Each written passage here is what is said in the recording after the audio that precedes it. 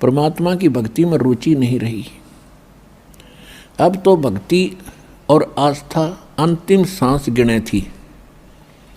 कुछ ही वर्षों के बाद इस पृथ्वी पर कोई परमात्मा कहने वाला व्यक्ति नहीं रहा। इन नकली संतों ने, इन नकली पंथों ने और यथार्थ भक्ति ना मिलने से मानव को कोई लाभ हुआ नहीं। परमात्मा के लिए भटक रहे हैं, अंत में उनका कोई वहाँ से राहत मिल नहीं रही, तो सभी ने दूसरा तरीका अपना लिया। लगभग टेंशन परमात्मा से दूर होती है। जब कर्म संस्कार बुरा खत्म हो जाएगा, टेंशन खत्म होगी, चाहे किसी प्रकार की है, रोग की है या अन्य कोई और कहानी है, कोई कारण है या कर्ज है, तो जब तक वो परमात्मा मिलेगा नहीं तो वो कर्म नहीं कटे। समर्थ भगवान नहीं मिलेगा तो कर्म नहीं कटेगा, पाप कर्म कटेगा नहीं, और पाप कर्म कटेगा नहीं तो टेंशन समाप्त नहीं हो सकती। तो वो ना साधना मिली, ना भगवान मिला हमारे को, ना कोई सा संत मिला कि उस ज्ञान को बतावे और हमारे इन पापों का नाश करावे। और जो महापुरुष जिस समय वो महापुरुष हुए हैं, जिनको भगवान मिले, उन्होंने यही ज्ञान बताया जो दास आपको आज बता रहा है, और परमेश्वर ने यही ज्ञान बताया। लेकिन उस समय हम नहीं समझे उन महापुरुषों की वाणी को, उनके ज्ञान को, क्योंकि हम शिक्षित नहीं थे। परमात्मा आपको शिक्षित करना नहीं चाहता था। सतयुग से लेकर और कलयुग के 50 वर्ष से पहले तक आज से कोई शिक्षित नहीं था, क्योंकि इस शिक्षा ने हमें अभिमानी और बेईमान बना दिया। हम अपनी टेंशन समाप्त करने के लिए जो भगवान से राहत मिली नहीं, तो हमने, किसी ने तो शराब पीनी शुरू कर दी, किसी ने धनी बनने के लिए रिश्वत लेनी शुरू कर दी, ये दूना पाप इकट्ठा कर दिया। तो जिस कारण से परमात्मा ने आपको शिक्षित बनाना पड़ा, क्योंकि इसके अतिरिक्त कोई विकल्प नहीं था आप तक अपना संदेश भगवान पहुंचा सके। ऐसी विज्ञान मालिक ने दी है ना। ये मनुष्य यही था 43,20,000 वर्ष है 4 युगों में, और 3 युग जा लिए,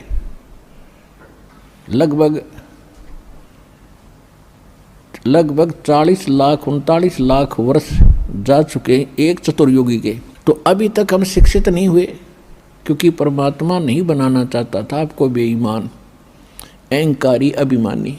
और ना उससे पहले कोई इसी विज्ञान बना सका जो आज बन रहे हैं। कंप्यूटर हैं, इंटरनेट सिस्टम बना दिया, मोबाइल बनवा दिया अपने बच्चों के लिए। अब ये 10 वर्ष से उरे उरे ढूंढा ठाया परमात्मा ने। ये गॉड गिवन बुद्धि है या किसी मनुष्य की खोज नहीं है, और परमात्मा ने इसलिए दिया कि सब बच्चे मेरे इस ज्ञान को रह रह कर देखेंगे, प्रमाणों को मिलाएंगे, और फिर चलते फिरते काम करते करते मेरी महिमा सुना करेंगे। क्योंकि हम बिजी घने हो गए, बहुत हम व्यस्त हो गए। काम तो बहुत कम हो गया, क्योंकि मशीन से सब काम हो रहा है, और फिर भी हम व्यस्त इतने हैं, समय नहीं किसी के पास भगवान की 2 घड़ी भक्ति करने का। इस विज्ञान ने चक्कर काट दिया, इस माया की हवस बढ़ गई हमारे अंदर। तो इस ज्ञान से इस माया के जोड़ने की हवस कम होगी और भक्ति की हवस जागेगी, और तब ये आत्मा परमात्मा की भक्ति में दृढ़ता से लगेगी। तो उसके लिए भगवान ने ये समय सेलेक्ट किया, और वो सच्चा ज्ञान, सच्ची भक्ति, यथार्थ भक्ति विधि आज इस दास को उपलब्ध कराई। और साथ के साथ अभी सन 1994 में दास को आदेश हुआ था दीक्षा देने का। अब उसके तुरंत बाद ही 5-7 वर्षों के बाद ही ये टीवी चैनल बन गए और इनकी बाढ़ सी आ गई। तो काल ने अपना दाव खेला कि इन सभी टीवी चैनलों पर अपने दूतों से नकली ज्ञान प्रचार करना शुरू करवा दिया। और फिर जब हमारा नंबर आया सन 2003 में, हमने कोशिश की थी आस्था चैनल पर 3-4 महीने चला था। यदि उस समय ये ज्ञान 6 महीने और चल जाता, सारी उथल पुथल हो जाती, सारा विश्व जाग जाता। तो इन नकली संतों को, इन नकली आचार्यों और शंकराचार्यों को चिंता बन गई कि अगर ये ज्ञान जनता तक पहुंच गया तुम्हारी छुट्टी। ये तो इससे सिद्ध है कि ये लोग भगवान नहीं चाहते, न कल्याण चाहते किसी का, केवल स्वार्थ चाहते थे। तो वो एकदम हमारा बंद करवा दिया। कोई बात नहीं। उसके बाद ऐसा कांड करवाया, क्रोथा कांड, झूठ बोल के झूठा बदनाम किया। रामपाल निंदा करता है, वहाँ ऐसा होता है वैसा होता है। उनका उद्देश्य ये था कि इसको मिटा दे और तुम्हारी पोल ना पाट जा और जनता का कल्याण ना हो जाए। उनका उद्देश्य यही है। लेकिन उस परमात्मा का वचन है कि ये ज्ञान पूरे विश्व में जाएगा, सारा संसार भक्ति करेगा। परमात्मा के बच्चे हैं। जो हमारा विरोध कर रहे हैं वो भी भगवान के ही बच्चे हैं, वो परमात्मा के बच्चे हैं। लेकिन इस काल उनका दुरुपयोग कर रहा है, उनके कर्म बिगाड़ रहा है। तो परमात्मा ने दया करी है। देखो, पहले से भी 1000 गुना बढ़ गया हमारी संगत भी, हमारा प्रचार भी। तो ये परमात्मा का चलाया मार्ग है। उसके एक वचन से सारे ब्रह्मांड बन गए और अपने स्थान पर घूम रहे। इनको रोक के दिखाओ वैज्ञानिक। इसी प्रकार ये परमात्मा का वचन है। उसके वचन से ये ज्ञान पूरे विश्व में जाएगा और 2 दिन आगे पीछे सबको मानना पड़ेगा, क्योंकि बहुत दिन देख लिए परमात्मा ने अपने बच्चों को तड़फते भुगतते। 3 युग दे दिए काल को और कितना संतोष किया मालिक ने। किसी का बालक दुखी हो, माता पिता को चैन नहीं होती। अब उनको मालूम था ये दुखी हैं। सतयुग त्रेता द्वापर में भी दुखी थे, लेकिन इतने नहीं थे जितने कलयुग में हो गए। तो इस कलयुग में यहाँ तक आना था आपको लेकर के, और अब आपको वो ज्ञान देना है। अपनी शरण में पूरे विश्व को मालिक ने लेना है और आपका कल्याण होगा, पूरे विश्व का कल्याण होगा। ये परमात्मा का वचन है। अब विश्व में कोई जीव सुखी नहीं है आज के दिन, और जो साधना वो करते थे वो भी फेल हो ली, क्योंकि वो करते करते दुख आ गया आप पे, तो वो साधना ठीक नहीं। भगवान की भक्ति से दुखी व्यक्ति सुखी होता है, और करते करते दुख हो रहे, कैर टूट गए, तो वो भक्ति नहीं है, साधना नहीं है, और वो भगवान नहीं है जिसकी आप साधना करते थे। तो अब परमात्मा ने वो रजा बख्शी है कि यथार्थ ज्ञान इस दास को दिया है। और सन 1994 से लेकर आज तक लगभग 20 वर्ष हो गए हैं। तो यही ज्ञान प्रारंभ से दास कहता आ रहा है, और सन 2000 के बाद सदग्रंथों को देखा है दास ने 2001 में। तो उस समय सदग्रंथों में देखा तो जो ज्ञान पहले दास बताता आ रहा था और जो मंत्र नाम पहले से दे रहा था, वो इन सदग्रंथों में जो के तो मिले। तो और उमंग और खुशी का ठिकाना नहीं रहा कि परमात्मा इन सदग्रंथों से अगर आपका ज्ञान मेल खा गया तो आपके बच्चे आपको पहचान सकेंगे। अन्यथा यदि हम ज्ञान सुनाते रहेंगे कबीर साहिब की केवल वाणी लेकर के या इन महापुरुषों की वाणी लेकर के, ये भगत आपको दृढ़ता से नहीं मान पाओगे। फिर ऐसा ज्ञान दिखाया दाता ने, सारे वेद गवाह, सारे सदग्रंथ परमात्मा बता रहे हैं Kabir is God, Kabir is God. कौन कबीर? वो धानक कबीर, जुलाहा कबीर, जो काशी के अंदर 120 वर्ष रहे, अपना ज्ञान प्रचार भी करते थे, सारे ब्रह्मांडों का संचालन उस झोंपड़ी में बैठकर करते थे और हमें ज्ञान भी देते थे। वो प्रत्येक युग में ऐसी लीला करते ही करते। तो अब परमात्मा ने इस काल से कहा था प्रथम सतयुग के अंदर जब परमेश्वर ने देखा कि सब जीव दुखी हो गए, हाहाकार मचा है, हम जब से इसके काल के लोक में आए हैं, हम उस सुख को भूल नहीं पा रहे जो हम छोड़ कर आए थे। लेकिन हमें वो पता नहीं वो है कहाँ। इसने इतनी भूल डाल दी कि वो है कहाँ। वो सुख हम यहीं खोज रहे हैं, इस नमक की बोरी में, इस नमक की मंडी में हम बूरा का टेस्ट खोज रहे हैं। और बूरा और नमक की एक जैसी शक्ल होती है, देखने में एक जैसा होता है, लेकिन उसके टेस्ट में दिन और रात का अंतर होता है। तो ये काल भी भगवान है यहाँ का। यहाँ की व्यवस्था हम देखते हैं, जैसे दिन रात बन रहे हैं, शीतल हवा चल रही है, फलदार वृक्ष हैं और जमीन में पानी, बड़ा सुंदर जल है, मीठा है। ये सुविधाएं देखते हैं हम तो हमें लगता है कि ये बिल्कुल भगवान है जिसने हमारी इतनी चिंता है, कितने अच्छे फल फ्रूट दे रखे हैं, अपने आप उगे हैं ये। तो ये है नमक की बोरी का टेस्ट, यहाँ की जो सुख हमें दिखाई देते हैं। और जब हम सतलोक के उस व्यवस्था को देखेंगे, वहाँ के सब फल और उनकी टेस्ट को देखेंगे, तो ये नमक जैसा लगेगा हमारे को। तो ये सुख वहाँ है जिसको हम खोज रहे हैं। दूसरा सुख वहाँ क्या है? वहाँ जरा और मरण नहीं है। जरा माने वृद्ध अवस्था और मरण मीन मृत्यु। वहाँ जन्म और मृत्यु, बुढ़ापा और मृत्यु नहीं है।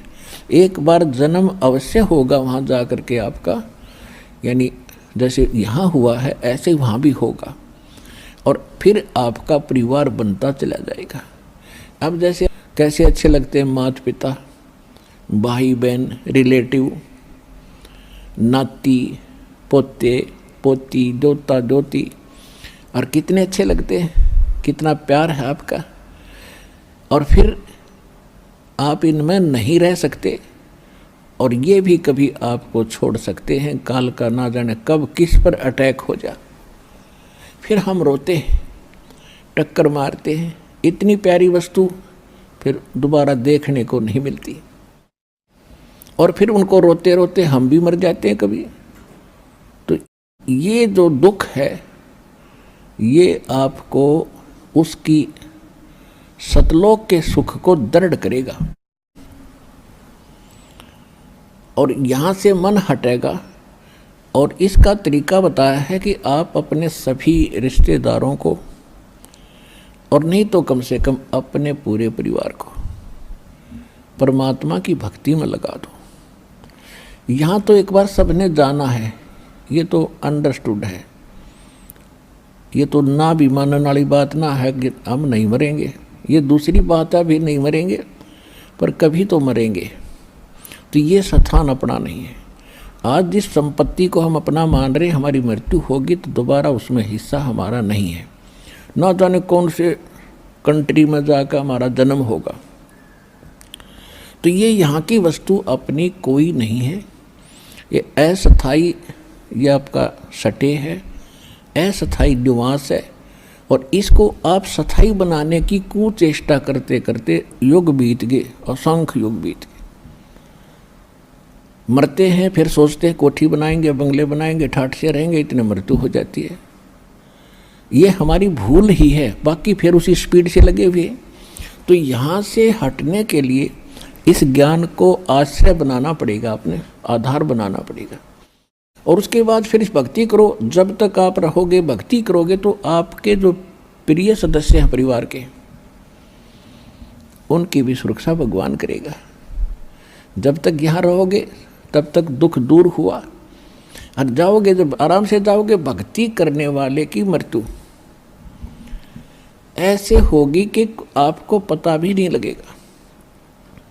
ऐसे जाओगे पटदेसी, और आप बैठे पाओगे सतलोक में, परमात्मा के साथ घूम रहे होगे। एक भक्तिहीन प्राणी और दूसरी भक्ति करने वाला भुगत कर मरता है, तड़फ कर मरता है, या कोई अचानक हार्ट अटैक होकर मर जाता है, तो शोक में नहीं है, उसके यम के दूत दिखाई देते हैं, वो एकदम फटते शरीर छोड़कर भाग जाता है और उसको हार्ट अटैक कह देता है। गति तो बंद होएगी जब जीव निकल गया उसके अंदर से, तो फिर उसकी दुर्गति और घनी होती है आगे चल के।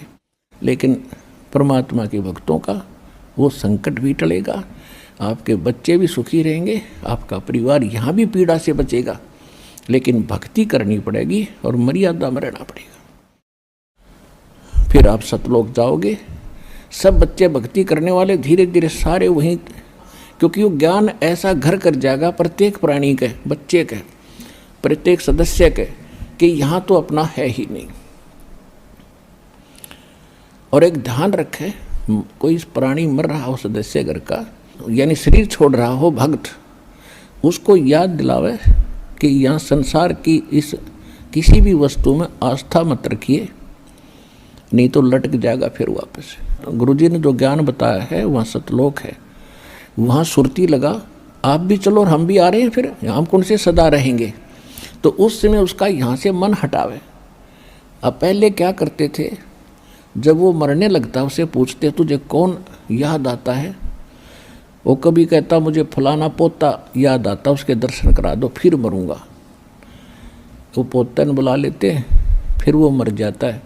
यानी वो आस्था फिर वहीं रहेगी, वापस वहीं आकर उस पोते का मनमाना भैंस बनकर खड़ा हो जा, या कुत्ता बनकर गली में आकर बैठ जाएगा उस पोते के, और पोता मारेगा सिर में लठ फिर।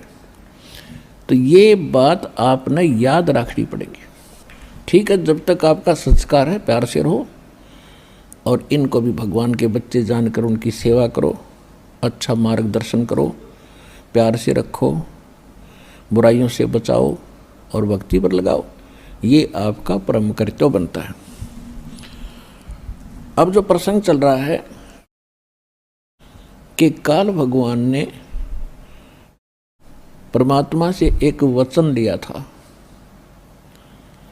परमात्मा ने जब देखा कि यहाँ जीव गणे दुखी हो गए, किसी की टांग कट रही है, किसी की माँ मर गई, किसी का पिता मर गया,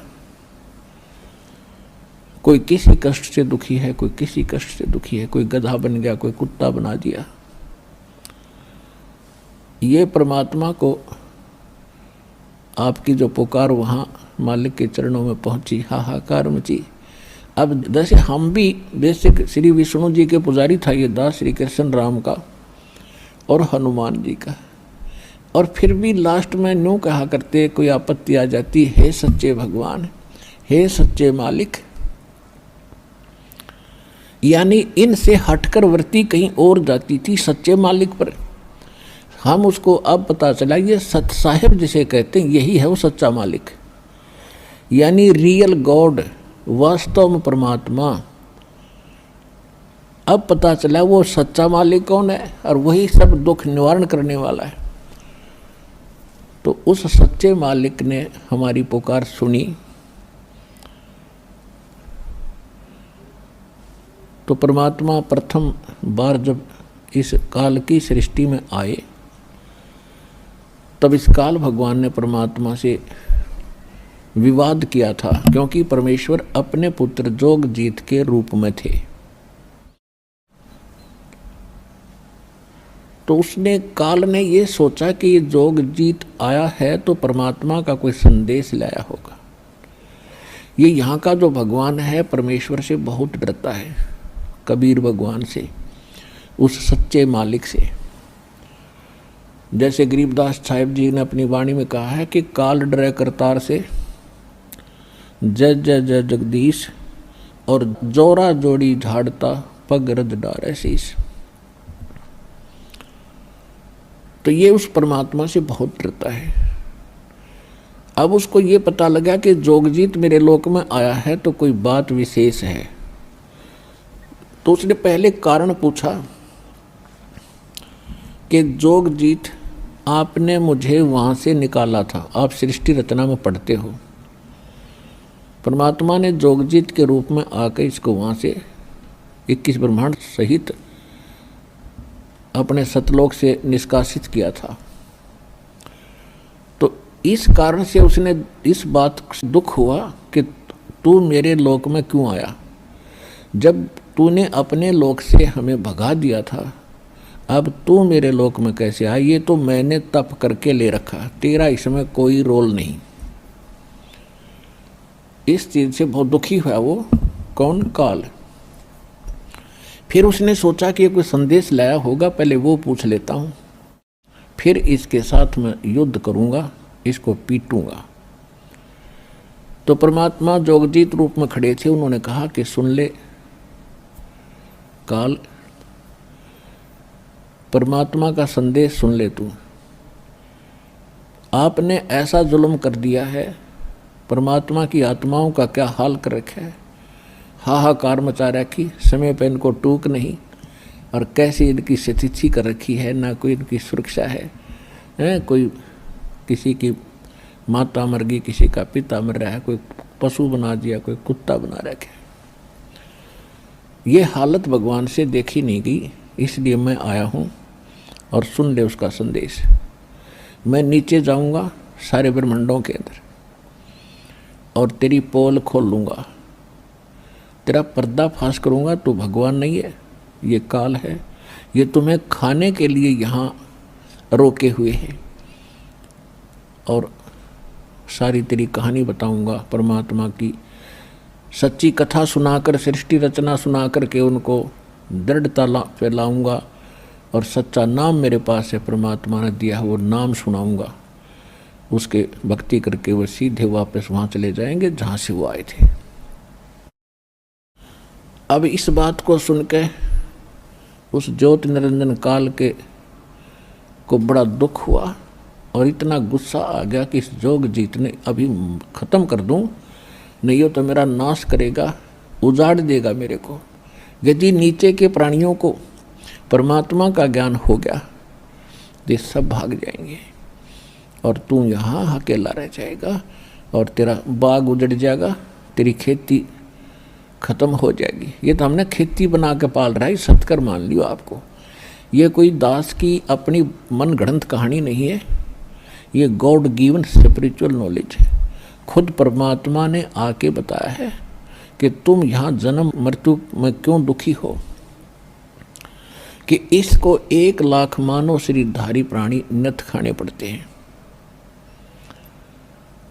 और जिस कारण से यो आपको यहाँ पाले हुए हैं, जैसे कसाई बकरे पालता है।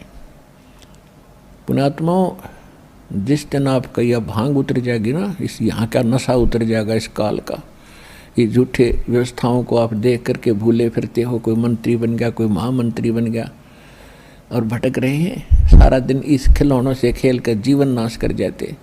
आज तो महामंत्री बन गया, प्रधानमंत्री बन गया, सारी पृथ्वी का पति बन गया, अगले जन्म में क्या होगा, गधा बनेगा, वह कहाँ जाएगी त्रिप्रभुता। तो परमात्मा ने अपने बच्चों का अगला दुख दिखाई दे है, और हमें ज्ञान हो गया, हमें भी इनका अगला नेक्स्ट कदम दिखाई देता है, कुएं में गिरेंगे जाते ही। तो हम चाहते हैं इनको इनके हाथ पकड़ लें, कुएं में ना गिरने दें, इनको सत भक्ति और सत्ज्ञान बता के यथार्थ भक्ति और यथार्थ कमाई या भक्ति की इधर रुचि पैदा करें। ये हमारा कर्तव्य बन गया भगवान के आदेशानुसार। तो इस काल ने आपको ऐसे पाल रखा जैसे कसाई बकरे पालता है। अब आप देखते हो कसाई के बकरों को, बकरे और बकरी नर मादा दोनों इकट्ठे छोड़ देता है, एक बड़ा हा चरागाह बना देता है, खेत घास फूस झाड़वों जड़ों वाला, और उसके चारों तरफ बाड़ लगा देता है, एक शेड बनाता है, एक झोंपड़ी उनके लिए गर्मी सर्दी से बचाने के लिए, और एक सरोवर बना देता है, तालाब वहाँ पर उनके पानी पीने के लिए, वहाँ चरते हैं, पानी पीते हैं, गर्मी सर्दी से बचने के लिए वृक्षों के नीचे या शेड के नीचे आ जाते हैं। और वो कसाई जब जाता है उन बकरों के पास तो ये समझते हैं, या कसाई के नौकर जाते हैं तो वो ये भोली प्राणी ये समझते हैं कि बड़े दयालु हैं, सारे हमारी कितनी केयर टेक करते हैं, कितनी देखभाल कर रहे हैं और कैसी सुविधा दे रखी है, तो वो बहुत नेक स्वामी नजर आते हैं।